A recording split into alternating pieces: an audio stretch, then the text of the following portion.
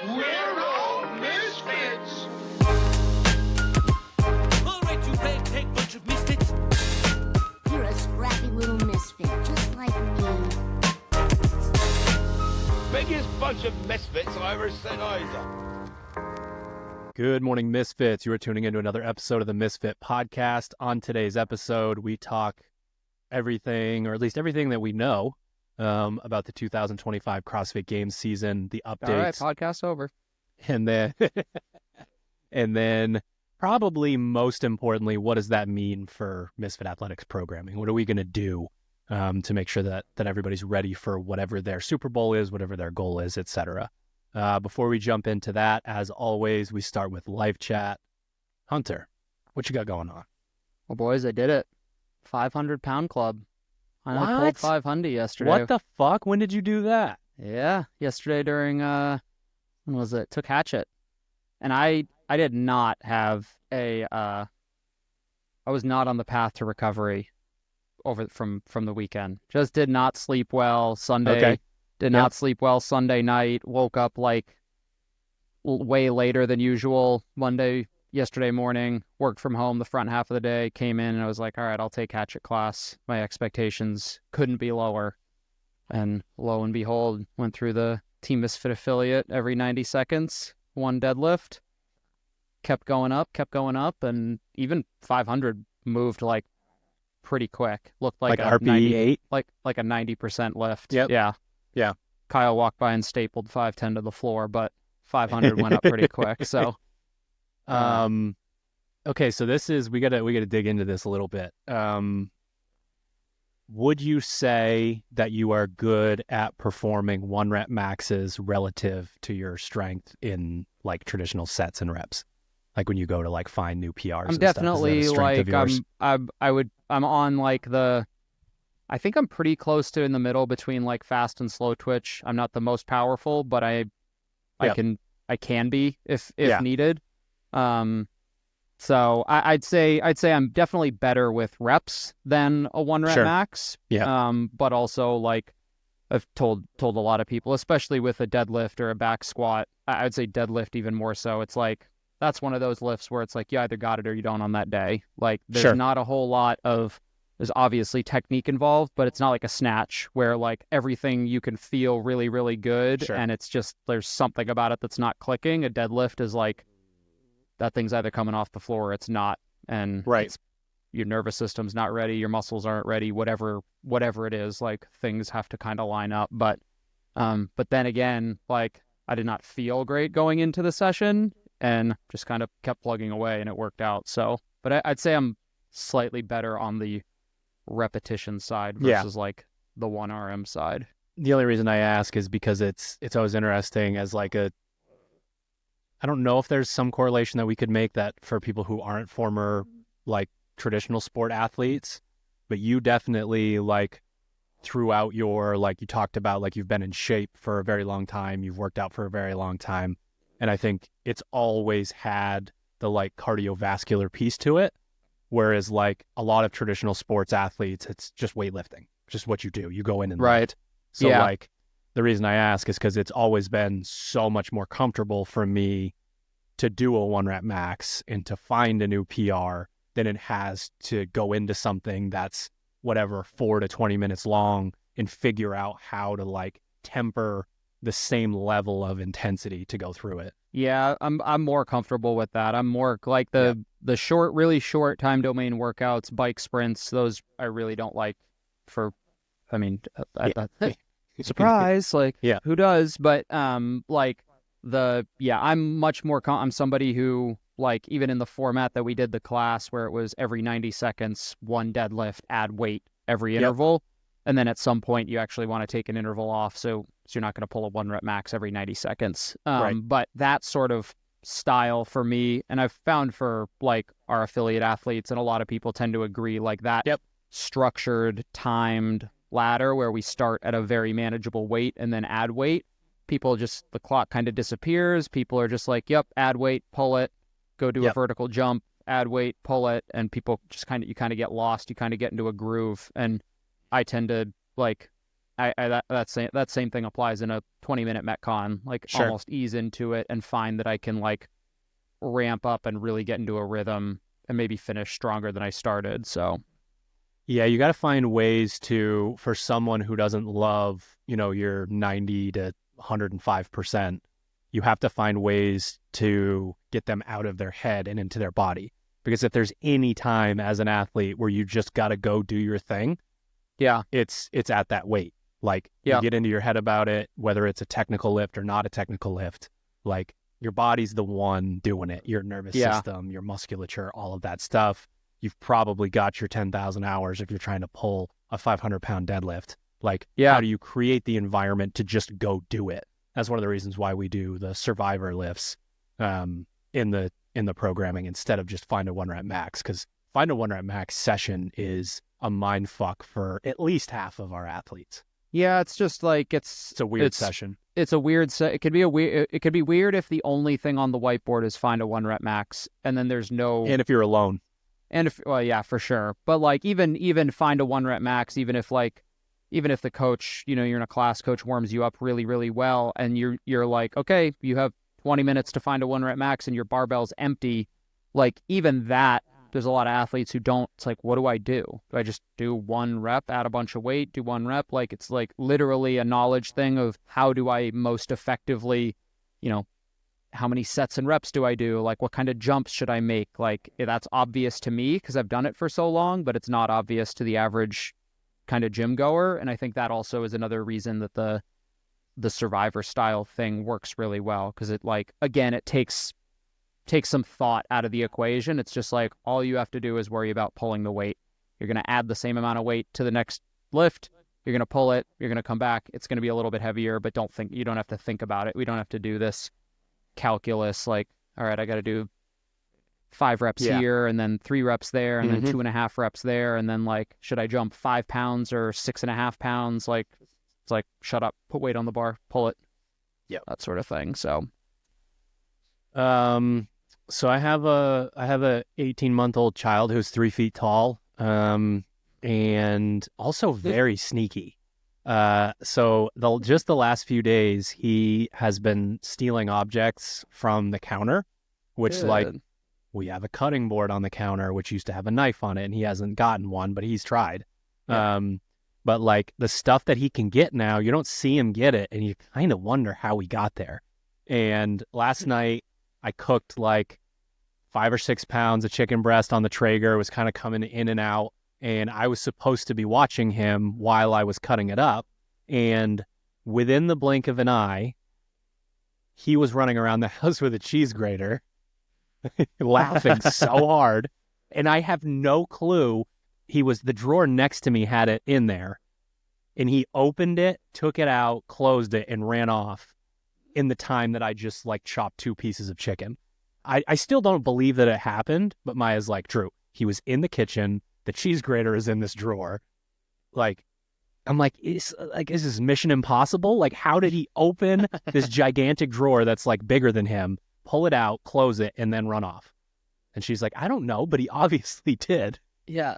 Or I had a time lapse, which my brain has been known to do, and he actually did it across like 30 seconds, and I just didn't see. But Maya's like, let's go with the Mission Impossible version. Dude, our son's got a cheese grater. He's coming down from the ceiling. Yeah. Hey, but just belays like his arms and feet. He's like hovering 3 inches over the ground, looks at you, just like, but like out, any bitch. table, if he sees something sticking out, or you're holding him and he sees it, he files it away for later, and he just reaches up and takes things and starts laughing. I'll be and back running. for you, cheese Luckily, grater. he tells on himself because he's laughing. Maya's like kind of dangerous, but like sort of not. Like it had a handle. I don't think he's going to try to grate his hand. Like he really knows how to use that. But like, it's to be fair, sharp. We didn't know he knew how to get the cheese grater to begin with. What do you? Dude, give him a block of cheese. Put him to work.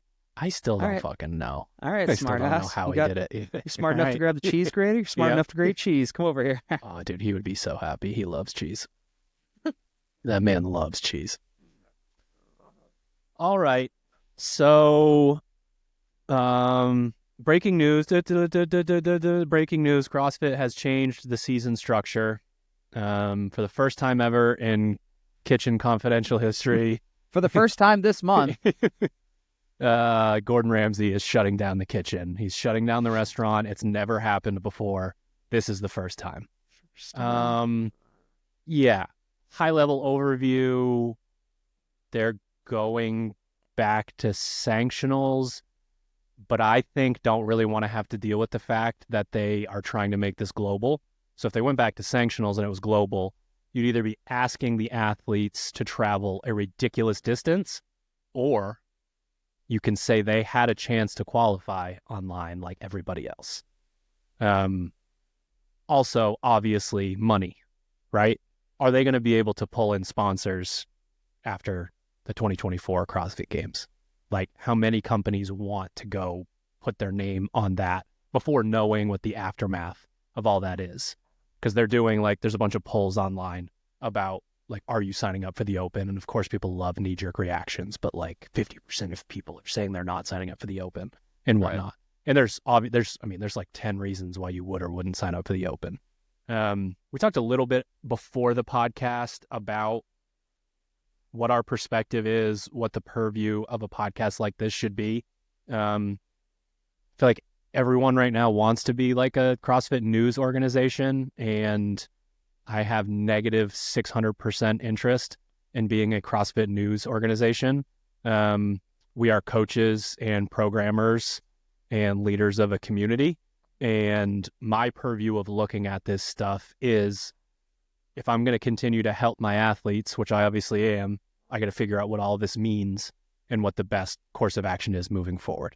So, like, obviously I just gave opinions. I'm not saying we won't give opinions on this stuff, but the way that I want to look at it and the way that I want to speak to the listeners is through the lens of, what does this mean for you? What do these changes mean for you?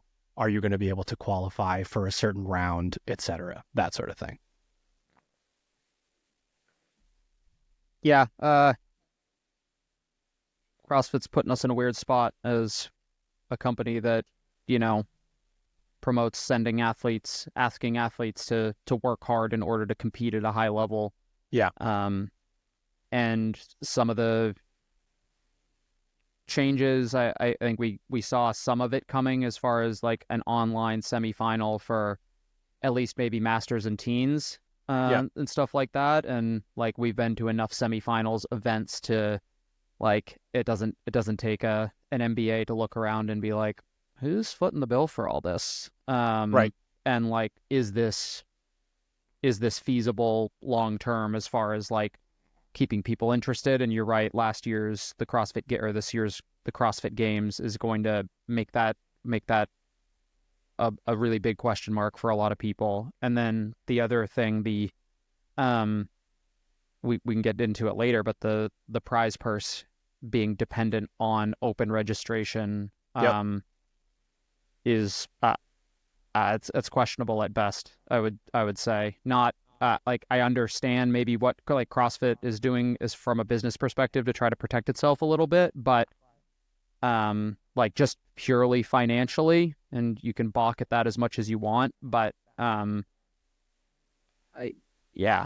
going to make it tough for the athlete who wants to, is hoping to maybe pull in a paycheck from the CrossFit Games or something like that, right, to be like, is this like, can I make this work, or like, what am I doing here? So, I mean, there's I almost did a list of unknowns. You ran out of Google Docs, Google Drive storage. Yeah, they asked me, even though we have unlimited, they asked me to pay extra to finish the document because the list was so This is the long. Most ridiculous document we've ever seen. Pay us 99 cents. That's such a huge part of things, and one of the reasons why I've already had conversations with some of my athletes on this, and it's like, you have to do a lot of digging mentally and be like, is this the thing that I want to do? Am I passionate about this? And if the answer is yes, there is still a path for you. But if it is more financially motivated, like, there are a ton of questions and a ton of unknowns. Like, I had a conversation with a masters athlete last night, and I was like, you're going to do the Open, and we're going to do semifinals. Like, and then we don't know. But like, that's 3 workouts in February, March, and then it's, you know, a handful of workouts in April. Like, we can commit to that. We can 100% commit to that. And if they come out and say, like, the Masters champion in the 35 to 39 division gets a ham sandwich and a $2 off a cold tub, like, then are you going to do this whole huge thing and go? Yeah. That sort of thing. So I think a lot of people have to look at it sort of from that perspective. All right. So CrossFit Open, make the open matter again, has been a conversation for a while. No one cares about the open, and they're like, how about this? So the open and quarterfinals have essentially combined in a way. There's like half of the quarterfinals is now during the open, and the other half is now during semifinals. It's been chopped in 2. So February 27th through March 17th is the CrossFit Open. Top 1% of individuals qualify for the online semifinal. If the same participation exists, which who knows, that's about 1,500 athletes per division. It's a little bit higher on the men's side, a little bit lower on the women's side. If you have thoughts on any of this, feel free to stop me, Hunter. Yep. All teams advance to the online semifinal. I wonder why. But I will say that is probably better for a lot of the affiliate teams who just wanted to be able to go get after it.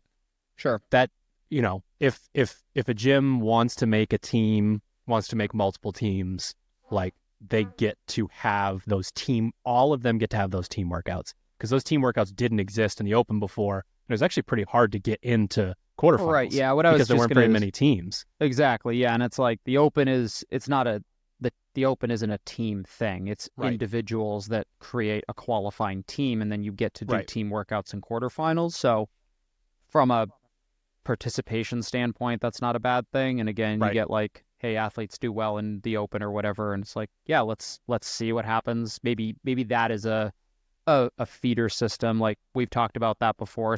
A lot of our athletes started like on a team. Caroline, like, you know, went on a team, really enjoyed it, and that kind of fed her into the individual competitive space. So who knows, maybe you get an affiliate athlete who doesn't think they want to do it, and then they enjoy it, have fun on a team. By and large, it seems like athletes have, like, the team game is more fun just because it's a team thing rather than all the pressure on your shoulders. So can certainly be a benefit to affiliate athletes who maybe want to dabble in the competitive space at some point and don't know where to go, or maybe they don't qualify for the online semifinal after the open.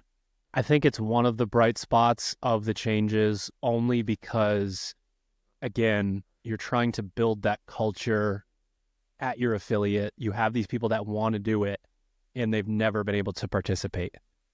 Like, again, because so few teams sign up, that when you use the percentage, it's actually really hard to get it.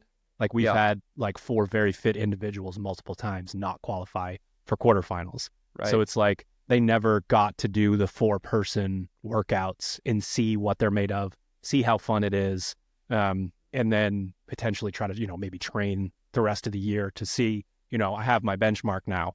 We finally know we're the 600th fittest affiliate in the world, and we got to chop, we just got to get our way back down to that. So once I thought about it a little bit, I actually was happy about that. Top 2% of age group athletes qualify. So I did each division here. And again, I like to speak to individuals on this podcast, so bear with me. I am going to say, based on last year, how many people would qualify per division. 35 to 39 men, 700 will move on. 35 to 39 women, 540 athletes. 40 to 44, 500 men, 400 women. 45 to 49, 320 men, 240 women. 50 to 54 men, 190. Women, 130. 54 to 59, 110 and 80. 60 to 64, 54 and 50. And 64 plus, 34 and 32. That's how many athletes would move on to the online or virtual in-affiliate semifinal. I want to make sure I get the branding word sandwich right. And that is the only avenue for masters to qualify for the games, right? Masters do not have an in-person competition. They do not. So you can take those numbers, you can rewind back, you can find your division, you can go and check what you did in the Open last year. It's going to be complicated auditing your position, though, because it is true that you probably didn't go as hard as you possibly could, you didn't retest, etc. But neither did your opponents for the most part. Yeah. So like you definitely have the ability to slide up, and you're going to know. You're going to know if you left a lot on the table or not, because some athletes just go out and execute and don't necessarily, like, they're not going to gain a ton from retesting. Yeah, and in the same way that, you know, the fact that team registration is fairly low, which means therefore it is more difficult to qualify. Like if open registration is low this year, like that, those numbers are smaller. Like this is assuming how many, we don't have totals here. Do you remember? Probably like in the 200,000, maybe totals 100,000, like total registrants, like just all those numbers across added every together. division. Yeah. Like total open registrations. And I guess that doesn't matter because it's still broken by division, but you understand what I mean. The fewer competitors, the fewer spots there are available. So correct. And to your point, like, yeah, all of the athletes who were not worried about qualifying for quarterfinals and semifinals are now worried about it. And the other question that this poses is like, what does this mean for the programming of the Open? And then also, what does the programming mean for semifinals? So if you're top 1%, which like is obviously the upper tier, but if like there are a lot of athletes who like you see at the affiliate level who maybe crack that top 1%, but don't really have any business competing at like a semifinal level. Or, you know, you see a semifinals type workout get thrown out there, and you're like, I think you're right. If the workouts are a certain way, I think if they add complexity, then that won't happen. Yeah, but I guess I'm saying like, is the like the bottom of the bottom, like the lowest ranked top 1% athlete, like they're going to move on to semifinals. Like, is the how is the semifinals workouts programmed in such a way that like that person can participate because that's what CrossFit wants, while also making sure that the fittest, you know, we have a good test for the fittest people to go to the CrossFit Games. And I'm not saying they can't do it because like, I mean, we know that that's possible, but it is going to be an interesting wrench where like if you're doing an affiliate semifinal and it's like, you know, GHD sit-ups and rope climbs or a 405 deadlift or something like that, you're just like, okay, what do we... The one thing too that has to be factored in is this is 1% of everyone, so we don't have divided leaderboards anymore. So the top 1% is actually better than the percentage-based leaderboards on like, okay, from your region, you're in this category, because you could be top 1% worldwide, but within your age division. Yes, yeah. But I was talking about just the individuals. So like, if you think about the indies, the people who could have been 15th in their region might be 3,000th in the world, something like that. So now all of those people that could at least go do all of the, because when I think about this, I'm like, for you specifically, Hunter, how many semifinals workouts could you just do? Like a decent amount of them. Yeah, I mean, I could probably do all of them, save like the ladders, right? Like a ladder that ends with a 265 snatch is not going to happen. But yeah, I could do them. I get time capped in a lot of them, but and you're in the like top 2%. So so like somewhere in that range, top 2 or 3%. So when we get down to the 1%, but I think they'll have room to. I think the bigger issue is equipment more than anything. What are they going to ask people to have? Right. Because semifinals has been running an Echo bike like exclusively for the last couple of years. Right. Is that what they're going to ask athletes to do? I didn't really think about the fact that you're competing just across your entire division. or your entire age group rather than like within your region, what does that do for like, Asia, Latin America, like regions that are That's typically exactly what I like, said at the beginning of the podcast. It Yeah. gives them an opportunity, but not really. Yeah. Not really.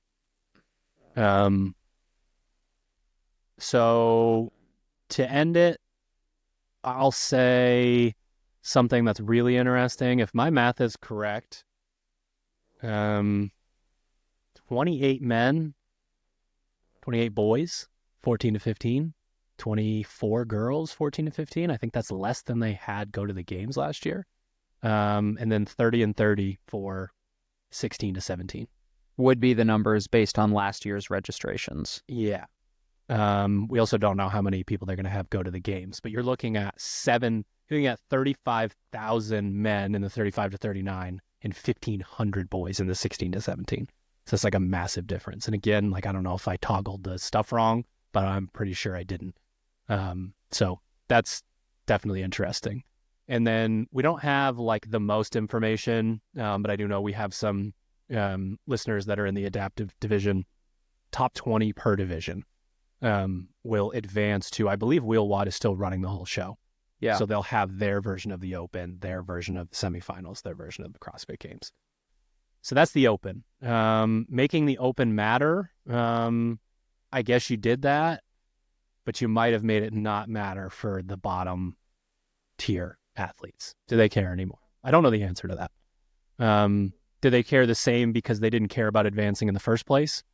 Like, we have so many athletes out there that used to qualify for quarterfinals that thought it was hilarious that we would even ask if they were going to sign up. Like, no. No way I'm signing up for quarterfinals. So is it the same? Is it just a thing where everyone can participate for 3 workouts a year and then we get back to business? I think that's probably what CrossFit is hoping is the case. But I don't know.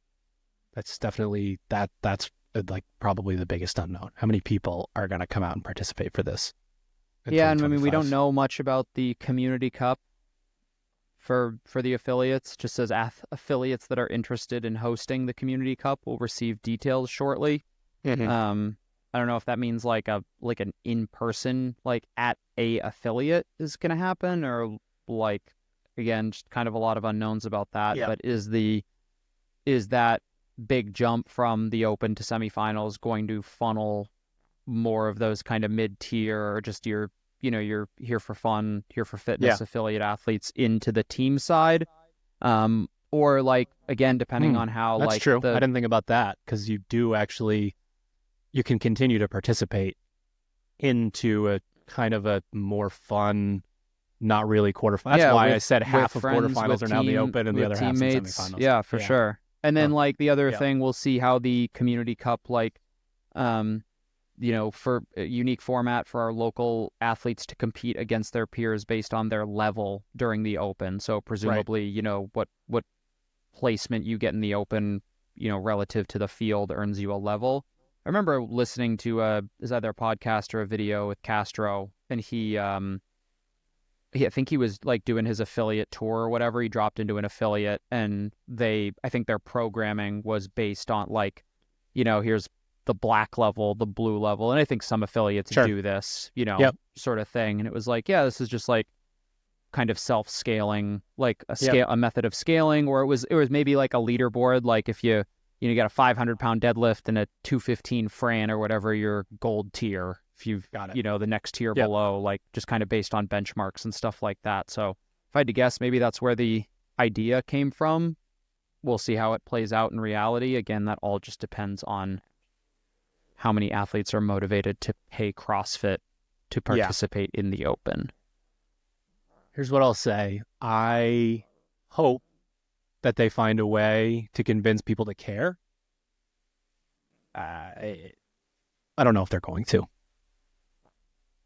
That's on them very specifically. Like selling the idea of the Community Cup. Just saying you can participate and pay us and compete against, like you're a level 9. Like, I don't know. I don't know that people are going to care about that unless they find a way to get people to care about that. Right. Which hasn't necessarily been their strong suit over the last handful of years. Like they go dark and don't post anywhere. Yeah, that's probably one of my biggest gripes about, and I think that applies across the board too. It's like for me personally, there's when they announced the coaches doing like level 4 evaluations, I was like, oh, sick. Like that's interesting to me.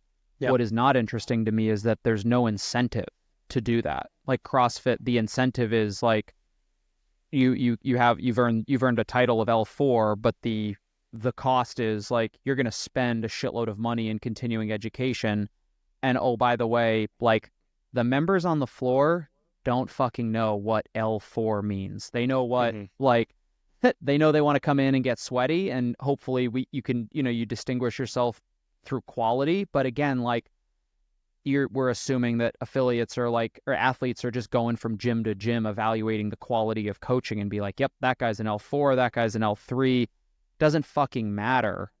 And if there's no incentive for coaches to acquire higher levels of education as a means for like growing their business or the gym or whatever, it's like, what's the point of forking over thousands of dollars to CrossFit and thousands of dollars in continuing education if CrossFit is not going to provide any incentive or, whether it's financial help or marketing or just doing what they can to drive people into affiliates? It's like, it's the same thing. It's like, we're not giving people good reasons to take part in these things that CrossFit is setting up.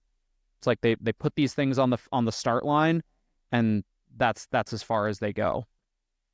Yeah, one thing that's been funny about that and has actually applied a lot to the competitive space as well is coaches weren't as good 10 plus years ago, and people did care about that stuff back then, which is kind of fascinating. Like coaches are better now. So if you're better now and you have an L4, that should be a thing, but people aren't locked in on that type of thing related to HQ when they come into the gym. The members of the gym are just like, CrossFit is Hunter. Hunter is CrossFit coach. Like, I don't know who fucking the CEO is or what a red shirt is or any of those things. Yeah. And obviously that happens with growth. Can't have hundreds of thousands or millions of people locked in on this like niche thing. But it's been kind of fascinating to see over a long period of time. All right, semifinals, virtual in-affiliate semifinals must be done at a CrossFit affiliate, and you must be judged by a current L1 who takes the new advanced judges course, which lasts 3 years. Thank you. Finally, make me take that damn click through as fast as I possibly can to take that test every single year to do this. So at least this one lasts. How am I going to fucking PR the judges course this year? That's my annual benchmark from CrossFit. You might still have to do the open one. I don't know. Wouldn't surprise me if you had to do both. So before we move on, there are multiple opinions on this because there's some people who think that this is awesome because you can, be your regional semifinal location. Like anyone in Maine, New Hampshire, Eastern Massachusetts, come on up, like that sort of thing. That's what they think might happen. That sounds stressful to me. That sounds like a lot. Unless you could figure out a way to, like, I don't know, our athlete's going to want to, our gym's going to want to monetize this, like, because it's 4 days, I think. We don't know if it's announced on one day and it's, however many workouts and how it goes, but like, there's also 3 different versions of it. It's a lot to put on affiliates, and maybe some will band together and make it a little bit more fun. But I don't know how much of that's actually going to happen. Yeah, honestly, I didn't really think about which is weird because that's the first thing I usually think about is the logistics of that, as far as like multiple days. You have to assume that it's going to be more than 3 workouts, couple workout like the same I don't know, 2 per day with the deadline sort of thing. And it's like, how do we get, and with a higher number of participants, like there's now an even deeper logistical demand on affiliates to like get these people through their workouts. And yeah, I don't know. I'm confused about why you think people are gonna like travel. Why would somebody travel? Because like every affiliated This is gym the has to narrative have that an I've L1. seen from certain people. So it's not Oh. from me necessarily. Oh, It's okay. more like our affiliates going to lean into this and, have the 10 local people work out together against each other. But you can fight 10 L1s, like it's a whole thing. So, age group goes first, April 3rd through the 6th. That is the only path to the CrossFit Games for age group divisions. The number of athletes advancing, no, we don't know. It was a lot last year. I don't know if they're gonna. I mean, you were there, Hunter. That was like, the more I think about it, the more at least half hat tip to the people organizing it. They were given a lot to deal with. Yeah, for sure. So interesting, intriguing. April 24th through the 27th is the team version. Again, everyone that signs up for the Open that creates a team is allowed to do this. Also, the only path to the CrossFit Games, only 20 teams advancing this year. That is down 33% from 30 teams last year. New rule, one team per affiliate can qualify. So Sorry, Rich. Invictus, Invictus. I think he might have only had one last year. Actually, honestly, maybe Invictus did too. I think everyone being like, oh, these gyms are screwed, is thinking about semifinals, not the games. Because like Mayhem Torian or whatever is Australia. It's a different affiliate, that kind of thing. Yeah. Okay. So I don't know that really changes much. Yeah. Especially now that it's only 20 teams. Yeah, that sort of exactly. thing. Individuals are May 1st through the 4th. This is the only division where there are multiple paths to the games. At the very least, 15 men and 15 women will advance from in-affiliate semifinals. Athletes 16 through 20 will depend on how many athletes sanctionals can send to the CrossFit Games, which supposedly is 10 at a minimum. So if there's only 10, then that means the top 20 in each division will qualify from the Open. If there's 15 from sanctionals, it will be the top 15. Yeah, a lot of unknowns that kind of get attached to the dates of the in-affiliate semifinals and the fact that is smack in the window of April through June where correct a theoretical in-person semifinal might be held. So, and without knowing, we don't know any locations for that, right? Gotta like we know literally nothing. Literally we nothing. know that one of the partners from last year, like very clearly they already knew that their qualifier was 1 week before the Open, and their event is May 9th, 10th, and 11th. So French Throwdown seems like the only one that has been announced that it seems like it seems obvious that's. This is again one of those things where I think it sounds good. It's a good idea in theory.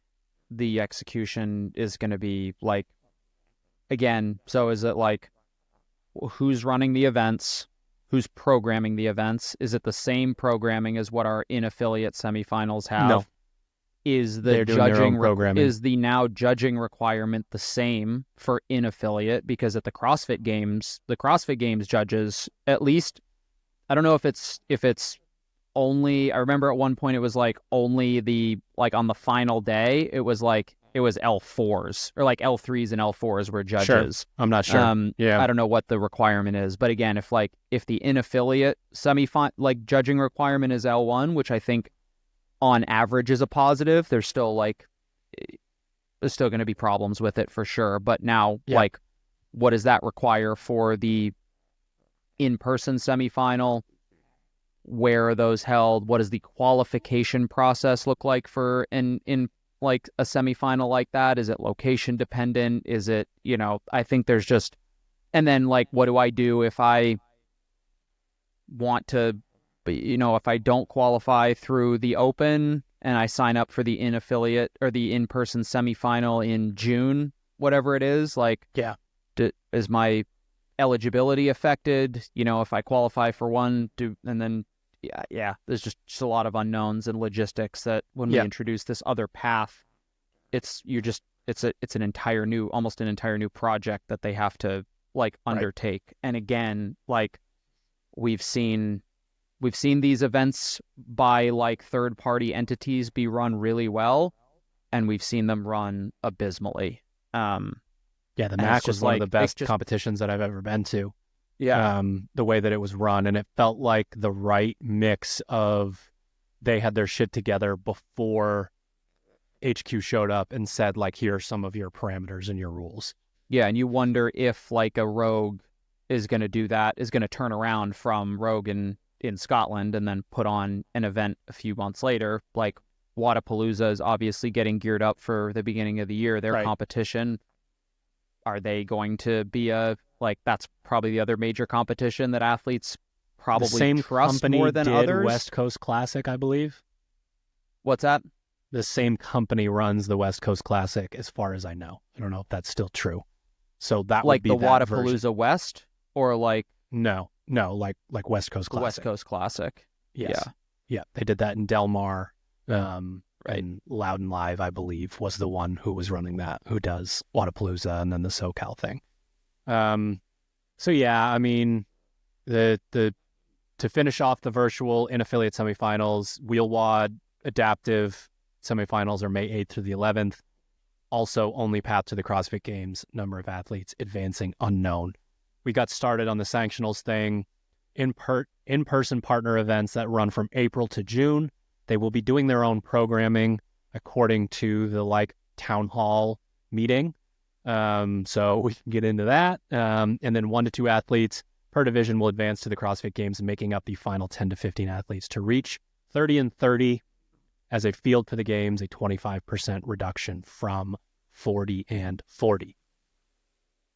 So we got a little bit of a taste of the own programming thing with Legends. Like, I do not believe that anyone approved them not going longer than 11 or 12 minutes. I just don't believe that. Or maybe they did and they didn't care. I don't know. It doesn't make any sense to say that now Boz is the one who oversees this. And it's like, did he really, or maybe they mistimed the workouts, they didn't test them. I don't know the answer to it, but yeah. I don't even know what to say about it. Like, do it right. Short, medium, long, couplets, triplets. Like, you got to have pressing. You got to have pulling. You can't make it all for big people. You can't make it all for small people. Like, it has to be well-rounded to be the right test, especially when you are getting down to the 1 and 2 athletes. Because athletes, to qualify, you either need a jam-packed field of athletes who are similar in ability to one another, or they're going to need to hit more home runs. That's the only way you get up into first and second. Yeah. Like, you're going to feel like third, fourth, fifth, they're going to feel like they had a better weekend in some instances than 1 or 2. If it's not your runaway winner, like a Tia, Laura, Gabby, whatever, like, they're going to feel like they did better than the other person because they're going to have a 19th.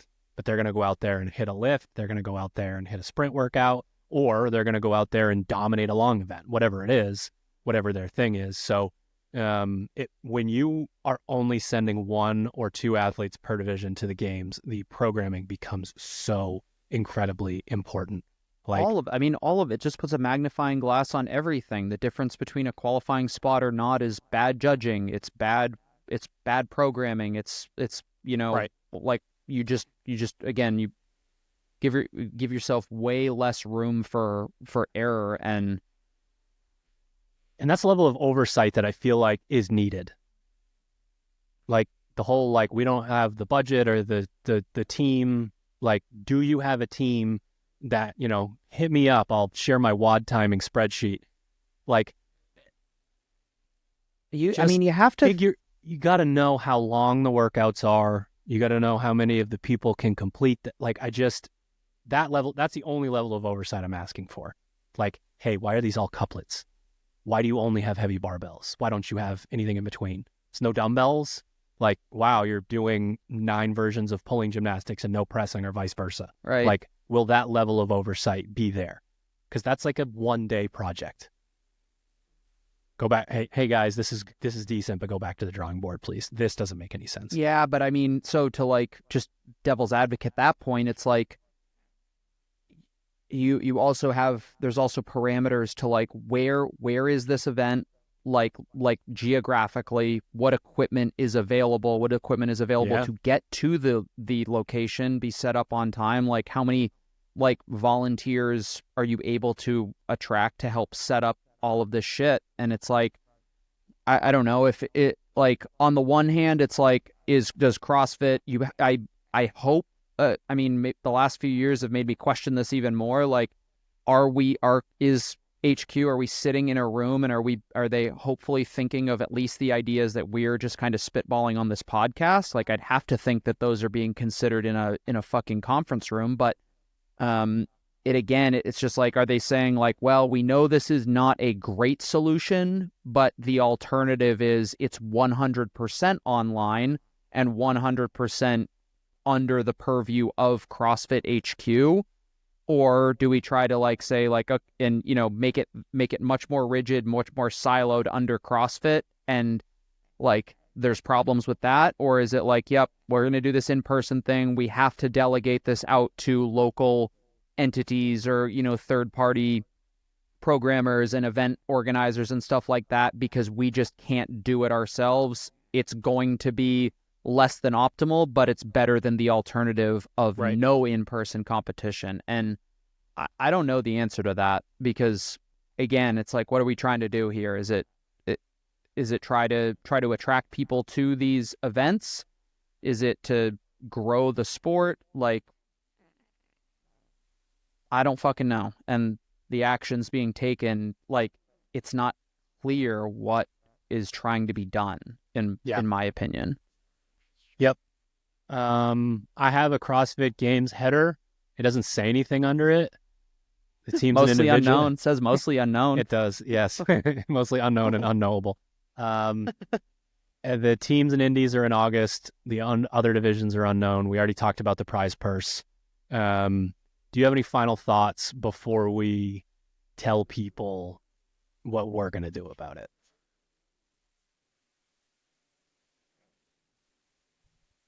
Do you just want to like grunt?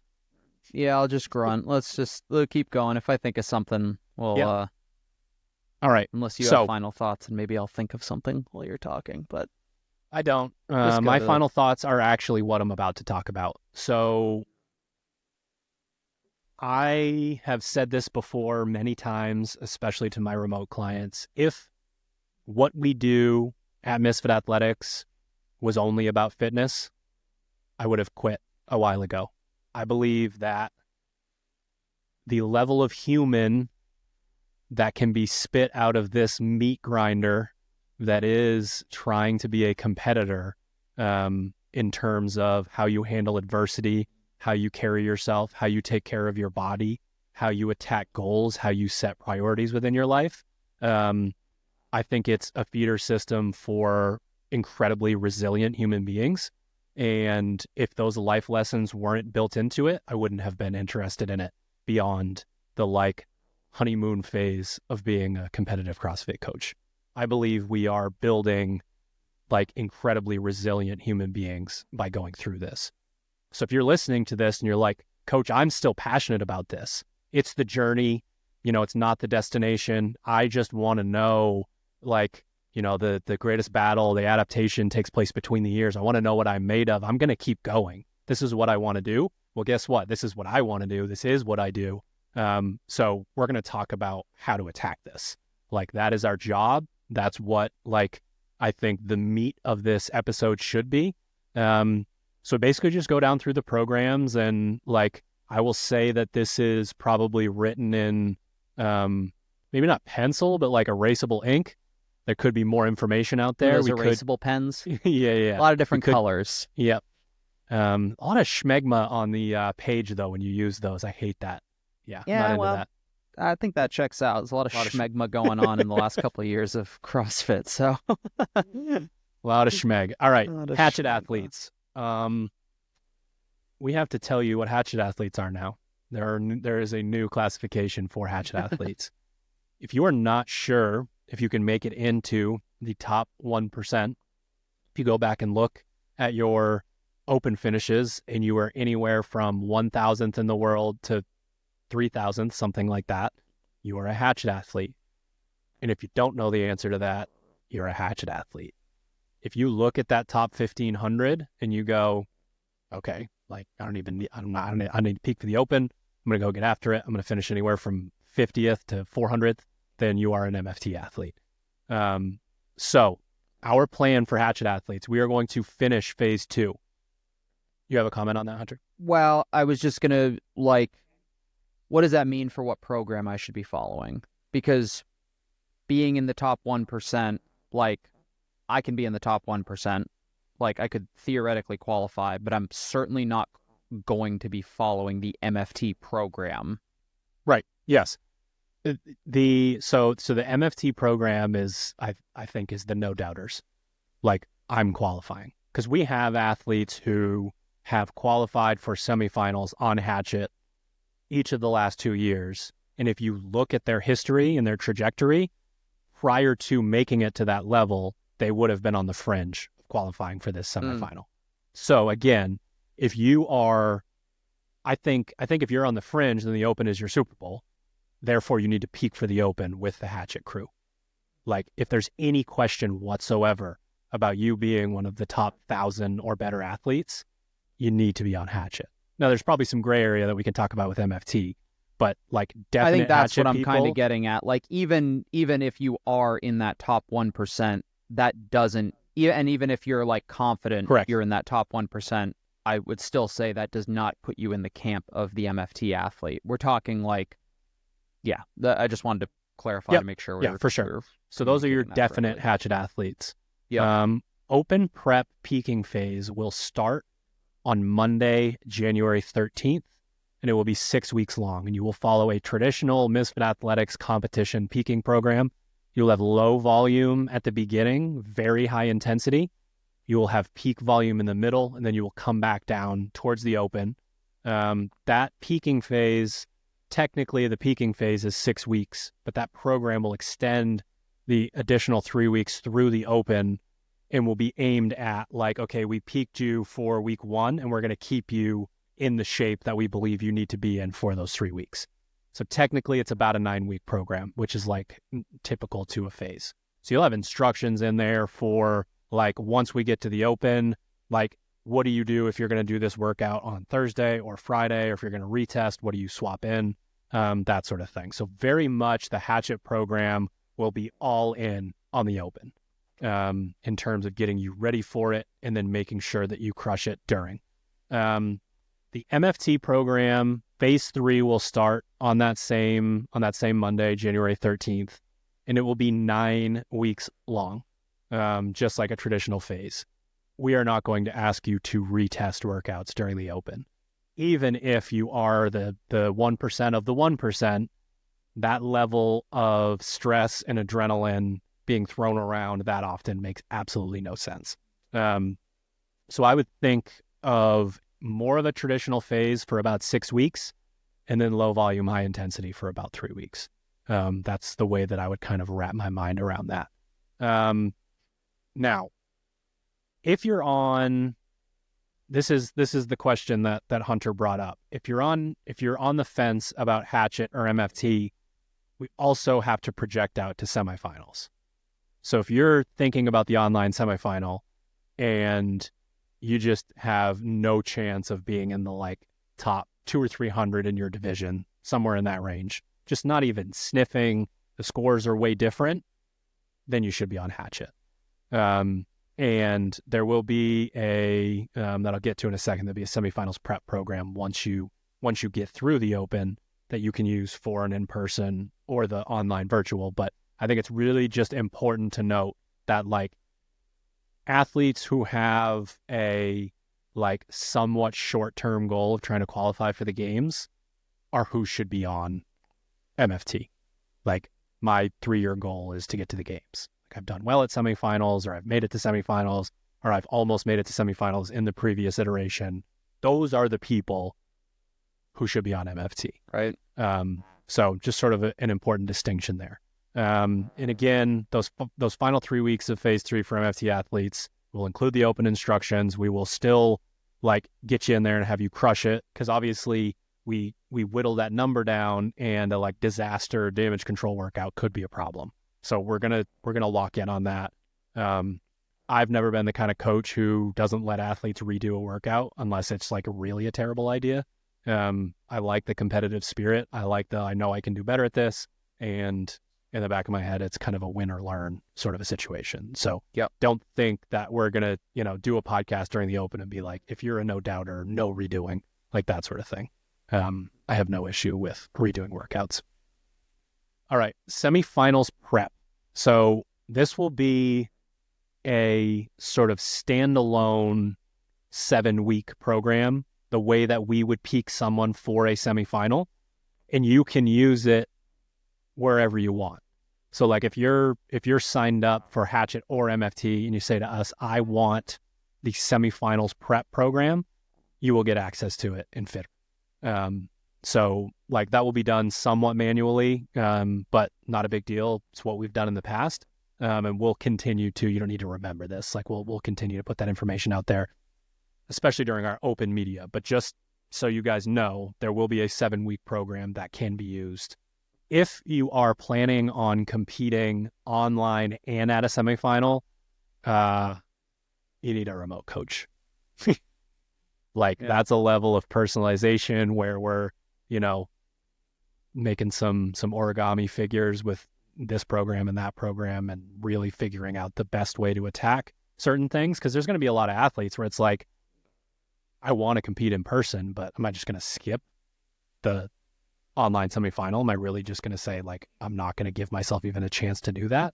I don't see that being realistic. It'd be hard to talk an athlete out of, you need to come in first or second at this competition, and that's going to be your only shot.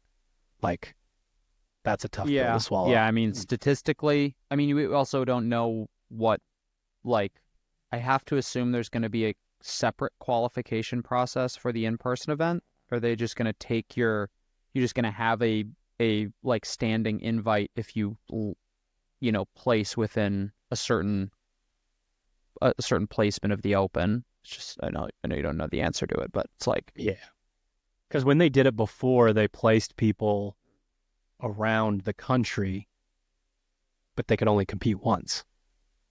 This time they're saying, fucking go to all of them, we don't care. Yeah. So we don't know. Age group. This one is, I would say, kind of like halfway between MFT and Hatchet. So the age group program will have an open prep peaking phase, 6 weeks, just like Hatchet. Those additional 3 weeks aimed at crushing the open workout and potential retests weekly. But you're going to need to know longer term what your goals are to choose your program here, because there's also going to be age group semifinals prep. And age group is first, right? Yeah. In the semifinal yeah. shoot. So these things the reason I'm bringing this up is because these things would overlap. Yeah. Your 6-week program and your 7-week program would be running concurrently once you get close to the open. So you have to decide, please, whatever, scroll back up here. I'm in the 35 to 39 top 700. You finish the open in mid-March, and a month day. later, your semifinal is exactly. Here. So if they announce how many people are going, less than that. Yeah, it's a very quick turnaround. Couple weeks. Yeah. Oh shit, Yeah. I was looking at the wrong dates. Yeah. So surprise, motherfucker. You're gonna have to decide. It's gonna have to be more based on what's your Super Bowl. Like, is the open great? Carry on through and then hop on to semifinals prep, like where you're at, and we'll help you with instructions with that in Discord. Like, hey, probably don't jump into the peak of the peaking.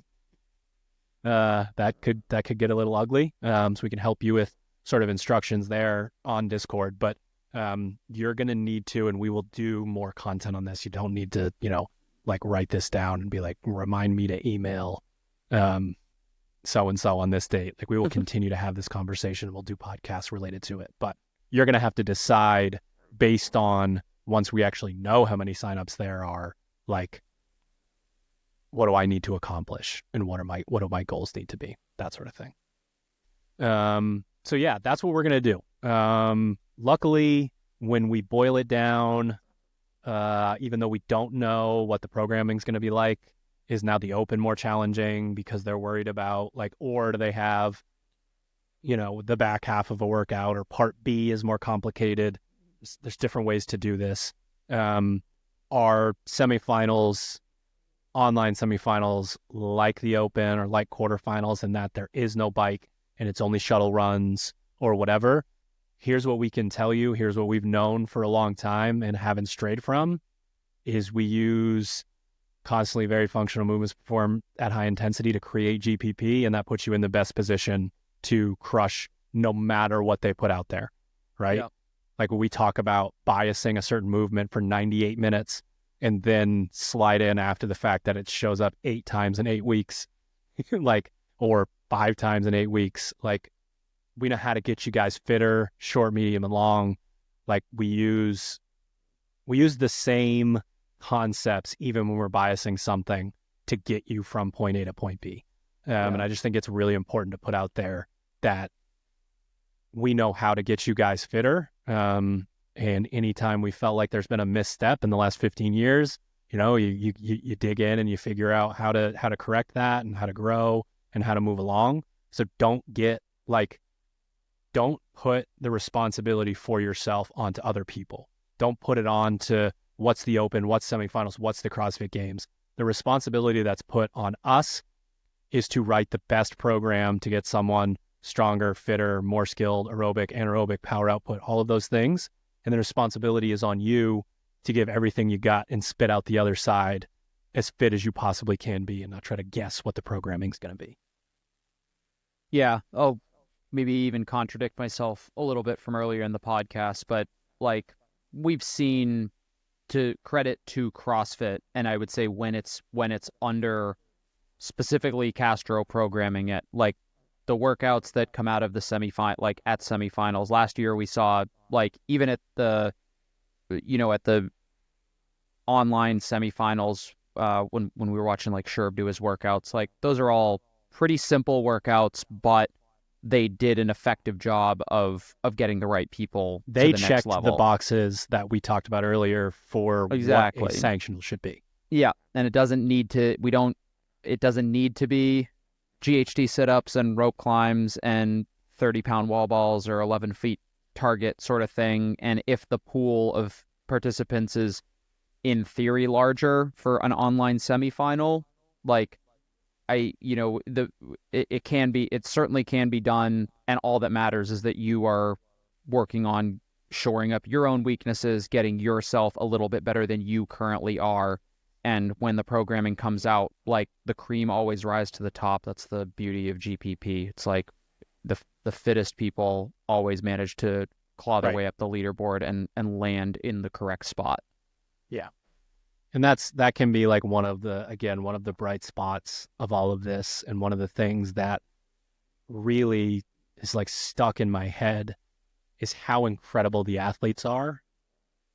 It's like there's this inverse thing happening. This is like the fitness level and the strength and the skill is this fucking rocket ship pointed straight up. And then what is happening with the sport feels like a rocket ship pointed straight down. And while that sucks, it brings me back to the point that I've made like 3 or 4 times now in all of our discussions related to the games or HQ or whatever it is. I don't want to fucking give it to them. I don't think it's theirs. I think it's for the athletes. I think this is for the athletes. And things are going to continue to change and evolve, and who knows what the future of function, I'll even call it fucking the sport of functional fitness. Who knows what the future is for that? But I know for a fact that there is a future to that. And I know for a fact that I know how to help people get really fucking good at that. So that's what I'm going to do. Like, if you want to put another name on it, put another name on it. But you go to a competition like Rogue and they're like unabashedly themselves, like, hey, there's going to be like 275-pound back squats for the women. We're going to program that. We don't care if you like it. And of course, everyone thinks that's badass. But like, it's the same fucking people. Yeah. It was Jeff, Jason, and Brent, and it was, going to be Tia, Laura, and Gabby. You know what I mean? Like, it's Ariel Owen and Alex, because like, those are the people that do well in the open, in quarterfinals, at semifinals, at the CrossFit Games, whatever, at Rogue, that sort of thing. And it's like totally different kind of programming. So, yeah, we've got a lot of unknowns, but I know that we've got a good plan here. I ain't deleting my Google Sheets account. You know what I'm saying? I'm addicted to the sheets.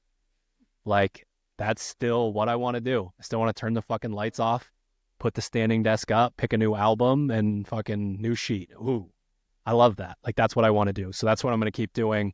And, I hope that our athletes have that look in the mirror and decide, like, this is worth continuing to do for myself. Like, that sort of thing. Yeah. If you're not going to do it for yourself, then that's probably writing on the wall anyways, and maybe the motivation wasn't there to begin with. But like, that's what I'm hoping. And honestly, that's aside from the initial response, which we're all very used to athletes having a initial response to a change. It's tough. Yeah. This is like my livelihood or like my deepest passion, and they keep doing all this weird shit. Like, that can't be easy for them to go through. But then it's like, hey, what are we going to do here? Like, we're just going to get back to work? Like, that fucking C2 bike ain't going to ride itself. Come on, let's go. Yeah. And I'm like, oh yeah, this is what I do. This is what I want to do. So yeah, I think that's kind of where my final thoughts were going, is that, like, unfortunately, every time CrossFit shoots themselves in the foot, you get people become less motivated to be part of that thing. Sure. Previously, it was like the goal to be on the big stage of a regional or a semifinal or a CrossFit Games. Like, that was motivating in itself, and people are doing that for their own reasons, which is awesome.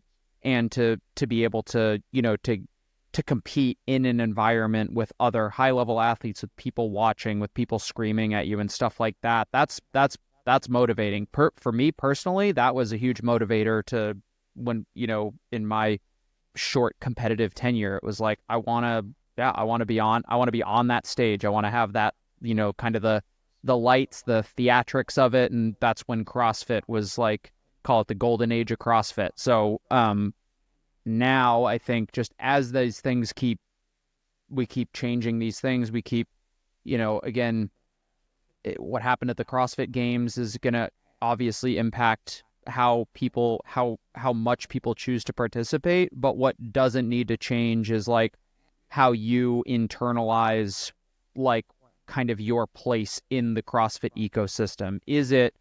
Is who I am a competitor, or am I somebody who, like, uses the competitive season as CrossFit as a metric for my own personal progress? And you have to remember too, like, the ultimate goal of the CrossFit Games to find the fittest on earth, the root of that at the base level is like, are you improving your own fitness in such a way that is going to help you live a long, healthy, functional life?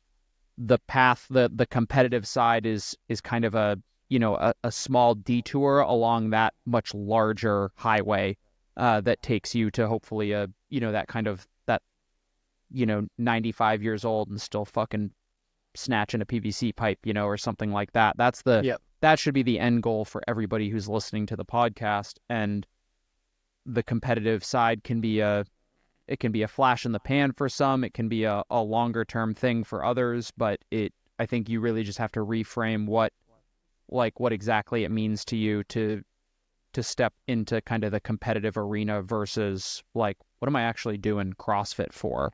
And then leverage the power that exists in the affiliate when you're working out with other people, when you're following a program and you get to retest something and you show improvement. It's not like, now I can squat snatch 225 in a competition. It's like, no, you just added 6 months to your life by adding 5 pounds to your squat snatch, and almost thinking about it in terms like that. So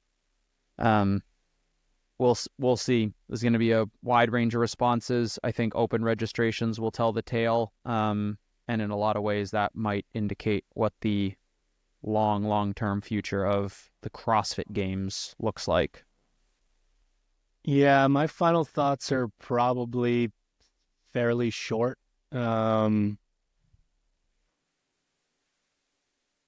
This is what we do, so we're going to do it.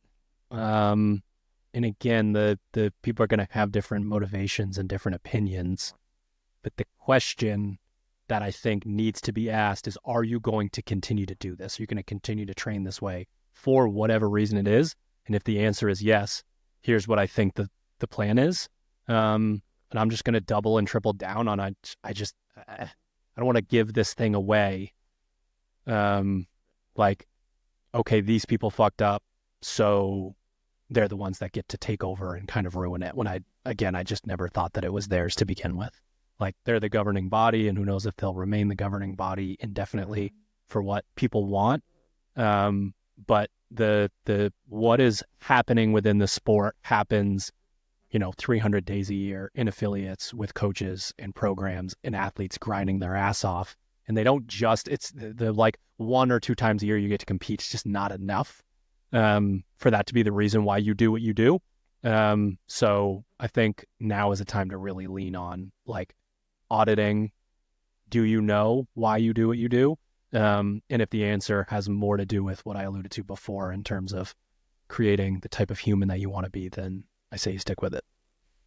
Yeah, I mean, hey, at the end of the day, like, the programs that we provide, you don't have to give a shit about competitive CrossFit to follow the programs, right? Like, we have programs for people of all ability levels, and like ultimately the goal is for you to get fitter. How you choose to express that, whether it's during retest week for Misfit Athletics or trying to compete at the highest level possible in a CrossFit sanctioned event, doesn't really fucking matter. The point is that we have programs that are designed to make you the fittest and healthiest version of yourself.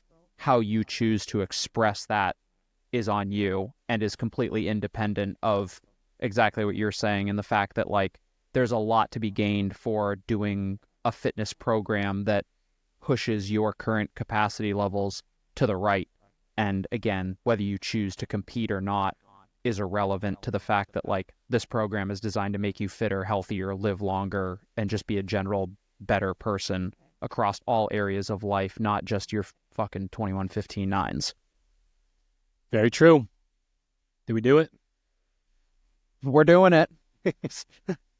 Thank you for tuning in to another episode of the Misfit Podcast. Make sure you head to misfitathletics.com or kind of just the link in bio on social media to start your 7-day free trial of our programming. And if you're looking for our affiliate programming, you can head to the SugarWOD Marketplace or teammisfit.com. Guaranteed 500-pound deadlift with the affiliate programming. Might take you 14 years, but guaranteed. I guarantee it probably is going to happen. Yep. Guaranteed probably going to happen. And guess what? Next week, we will have a good old-fashioned episode about some meathead shit where we tell you how to get stronger. So if you want to listen to that next, guess what? It's finally dropping. If I listened to that first, I might have pulled 5'10".